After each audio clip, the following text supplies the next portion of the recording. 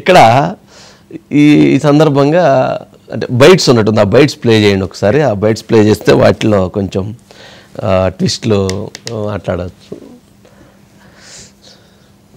మొదట్లో చాలా పాజిటివ్గా ఉండేది. ఇప్పుడు సోషల్ మీడియా కాస్త యాంటీ సోషల్ మీడియాగా తయారైపోతుందని చెప్పి భయం. ఆర్టిఫిషియల్ ఇంటెలిజెన్స్ అంటున్నారు, అది కూడా ఏం చేయగలదో నాకు అర్థం కాదు. నేను చెప్పాక నాకు అంత ఆర్టిఫిషియల్ ఇంటెలిజెన్స్ లో నేను ఇక్కడ ఉంటే అక్కడ ఉన్నట్టుగా చూపించి ఇంకేదో చేస్తున్నట్టుగా చేస్తే ఏమవుతుంది, దీనికి పరిష్కారం ఏంది, సరే ఏంటి పద్ధతిలో నడపగలిగితే మంచిదే. ఇప్పుడు సోషల్ మీడియాని అదుపులో పెట్టాలనేది కేంద్రం ఏదో కొన్ని తీసుకొస్తుంటే దానికి గొడవ చేస్తారు. అంతా కూడా మీరు ఎట్లా కంట్రోల్ చేస్తారని, కంట్రోల్ చేయకపోతే వచ్చే పరిణామాలు ఏందో మీరు చూసారు. ఆంధ్రప్రదేశ్ లో ముఖ్యంగా సోషల్ మీడియాని ఎలా వాడుకున్నారు, దాని పరిణామాలు ఏమిటి, దాని పరిణామాలు ఇప్పుడు కొంతమంది అనుభవిస్తున్నారు. మనకున్న ఏకైక అస్త్రం మన చేతుల్లో సెల్ ఫోన్. ప్రతి ఒక్కళ్ళం మనలో మన దగ్గర నుంచి మొదలెడితే గ్రామ స్థాయిలో ఉన్న ప్రతి విలేజ్ కమిటీ మెంబర్ దగ్గర నుంచి బూత్ కమిటీ మెంబర్ దాకా ప్రతి ఒక్కరికి కూడా వాళ్ళ ఫోన్ అనేది ఒక ఆయుధం కావాలి అని వైఎస్ఆర్సీపీకి సంబంధించిన ప్రతి కార్యకర్తకు పిలుపునిస్తా ఉన్నాను. ఈ రెండు కూడా ఇదే మాదిరిగానే పెడుతూ ట్వీట్ చేయండి. ఇన్స్టాగ్రాము, ఫేస్బుక్, వాట్సాప్, యూట్యూబ్ అన్నిట్లోనూ పెట్టండి. ఎంతమంది నేను అరెస్ట్ చేస్తాడో చూద్దాం. అరెస్ట్ చేయడానికి ఏదైనా ముందుకు వస్తే ఫస్ట్ నా దగ్గర నుంచి స్టార్ట్ చేయమని చెప్తున్నా. Today, mother language, they are promoting mother tongue. Earlier, in Andhra Pradesh, government promoted English. వీళ్ళు కార్యకర్తలకు అందరికీ ఆయన పిలిపించారండి. మొదటగా నా దగ్గర నుంచి మొదలు పెడతాను. నాయుడు గారు పేర్లు ఎత్తకుండా ప్రస్తావన లేకుండా ఇప్పుడు చాలా మంది అనుభవిస్తున్నారు అన్నారు. పోసాని కృష్ణమురళి అనుభవిస్తున్నాడు, వల్లభనేని వంశీ అనుభవిస్తున్నాడు, మొన్నటి వరకు ఇంకొంతమంది అనుభవించారు, ఇప్పుడు రాబోయేటువంటి లిస్టులో మరికొంతమంది ఉన్నారు. మరి వీళ్ళందరూ చేసినటువంటి వ్యాఖ్యల సారాంశమే కదా, వాళ్ళు మాట్లాడిన బూతులే కదా, వాళ్ళు ఆ సోషల్ మీడియాలో రాంగోపాలవరం లాంటి పెట్టిన పోస్టులే కదా, ఇవన్నీ ఇప్పుడు తలకు చుట్టుకున్నాయి. అందుకనే ఆయన నర్మగర్భంగా డైరెక్ట్గానే పరోక్షంగా వాళ్ళ పేరు ఎత్తకుండా మాట్లాడారు. సరే ఏదేమైనా కానీ ఇప్పుడు వెంకయ్యనాయుడు గారు మాట్లాడినది, చంద్రబాబు నాయుడు గారిది, వెంకటేశ్వర గారి ఉన్నాయో బైట్స్.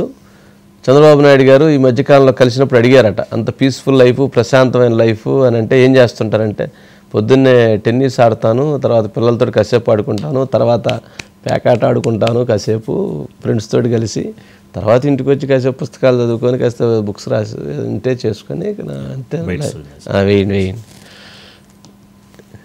రాష్ట్ర ముఖ్యమంత్రి చంద్రబాబు నాయుడు పరిపాలనా అధ్యక్షుడు, దాంట్లో రెండో వాళ్ళ అనుమానం లేదు ఎవరికి. అభివృద్ధి కాముకుడు కూడా, కానీ ఆలోచన చాలా ఎక్కువగా ఉంటాయి. అదే సమస్య. మనకిచ్చిన అవకాశాన్ని గుర్తుపెట్టుకుని అవకాశంలో చేయగలిగిన వాటిపైన ఎక్కువగా దృష్టి పెడితే మరింతగా రాష్ట్రం అభివృద్ధి చెందుతుందని నేను భావిస్తున్నాను. నేను బాబు కన్నా కొద్దిగా వయసులో పెద్దవాడిని అనుకుంటున్నాను. మేమిద్దరం మొదటి నుంచి కూడా నేను తమ్ముడు గారి సోదరుడు గానే భావించేవాడిని, అలాగే మాట్లాడుతూ ఉండేవాడిని. మన రాష్ట్రాన్ని బాగు చేసుకోవాల్సిన అవసరం ఎంతో ఉంది. దాంట్లో అందరం కూడా ప్రభుత్వంతో సహకరించాలి, పార్టీలతో నిమిత్తం లేకుండా. పుస్తకం రాస్తాడని నేను ఎప్పుడు ఊహించాను. ఆయన చెప్పినప్పుడు నేను అడిగాను, మీరే రాశారని అడిగాను. ఒక మాటలో చెప్పాలంటే మా ఫ్యామిలీలో మోస్ట్ రిలాక్స్డ్ గా జోవియల్ గా ఉండే వ్యక్తి వెంకటేశ్వరరావు గారు. చాలా ఈజీగా ఎన్ని కష్టాలున్నా ఏమున్నా మనిషి కనపడిపోయి హ్యాపీగా ఇది చేసేవారు. ఇటీవల ఒకసారి కలిసినప్పుడు నాకు కొన్ని అనుమానాలు వచ్చాయి. All of A sudden retired life మారుగా హ్యాపీగా ఉన్నారు, ఎట్లా స్పెండ్ చేస్తున్నారు మీ టైము అని అడిగాను. ఎందుకంటే ఇప్పుడు నాకు కూడా ఆ పరిస్థితి వస్తే ఇప్పుడు నుంచే ప్రిపేర్ కావాలి కాబట్టి. చాలా హ్యాపీగా ఉన్నాం. నిద్రలేస్తే బ్యాడ్మింటన్ ఆడుకుంటాం, వచ్చిన తర్వాత మనవరాళ్ళు వాళ్ళతో ఆడుకుంటా, అక్కడి నుంచి కసపు గాసిప్ ఎవరిన ఫ్రెండ్స్ వస్తే చేసుకుంటూ ఉంటాం. మధ్యాహ్నం అయితే పేకట్టపోతా, ఆడొక 2 గంటలు ఆడితే మైండ్ స్టిమ్యులేట్ అవుతుంది. హ్యాపీగా వచ్చి పిల్లలకి రాత్రిలో ఒక స్టోరీ చెప్పి ఏం హ్యాపీగా నిద్రపోతాడు.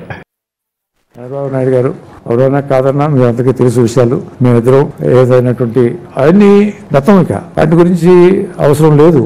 మంచి జరగాలి, మంచిగా ఉండాలి, అందరితో బాగుండాలి, అందరూ బాగుండాలి అని కోరుకుంటూ ఆయన చేసేటటువంటి ఆ కృషికి నేను అభినందనలు, మనస్ఫూర్తిగా సంతోషాన్ని వ్యక్తం చేస్తూ ఎటువంటి విషయాలు పెట్టుకోకూడదు అనేటటువంటిది నా యొక్క మనస్ఫూర్తిగా ఈ సందర్భంగా తెలియజేసుకుంటూ,